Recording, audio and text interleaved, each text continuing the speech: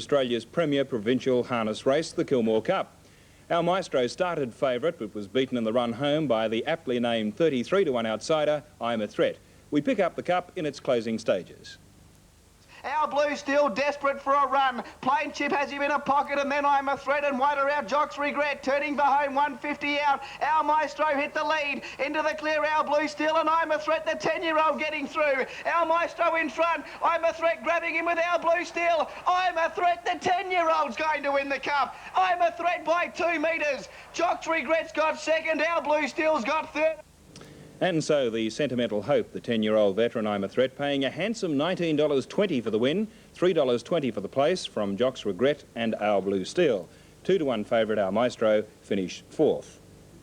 Overseas Cup, I'm a Threat, a 10-year-old, knocked off the big guns, Jodie's Babe and Our Maestro, but it was the earlier races that provided the day's drama.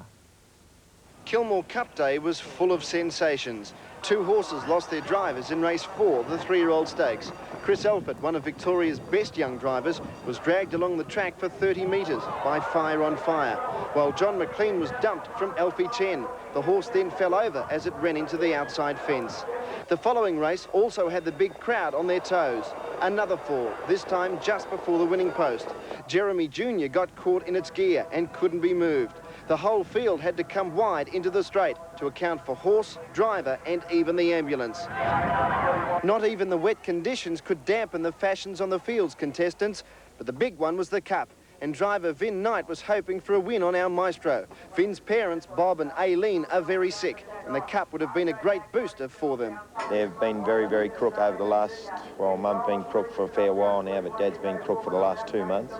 And, it would be lovely to win, yeah. The Cup boasted 2 Inter-Dominion winners, Our Maestro and Jodie's Babe, plus a host of Victoria's best stayers.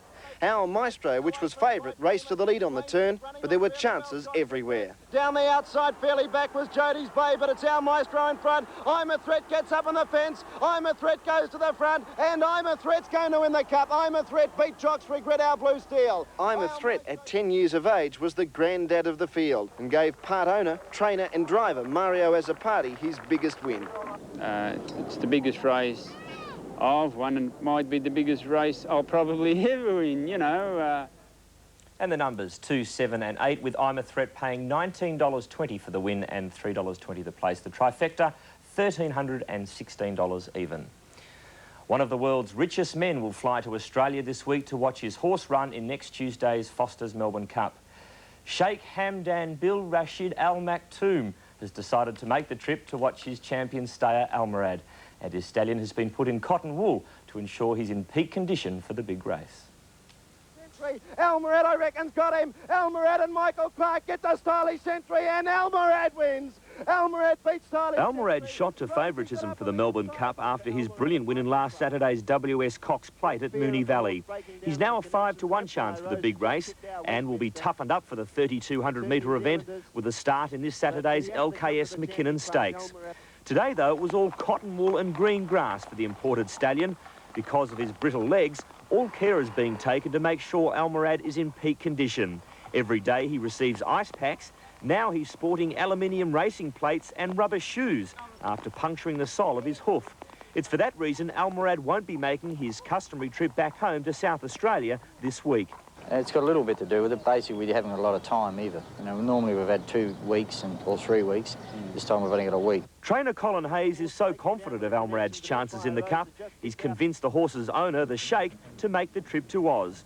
He's reportedly booked an entire floor of a top Melbourne hotel at $8,000 a night for his stay. A mere drop in the ocean for one of the world's wealthiest men. Well, he could probably do with the prize money too, couldn't he? I don't know about that. I think he just loves winning races, and he's, you know, genuine sort of horse lover, and he loves good horses. The McLaren Formula One team is spending thousands of dollars to ensure Alain Prost and Ayrton Senna have equal treatment in the lead-up to the Australian Grand Prix. The team doesn't want to agitate the bitter feud between its 2 drivers, and with the world champion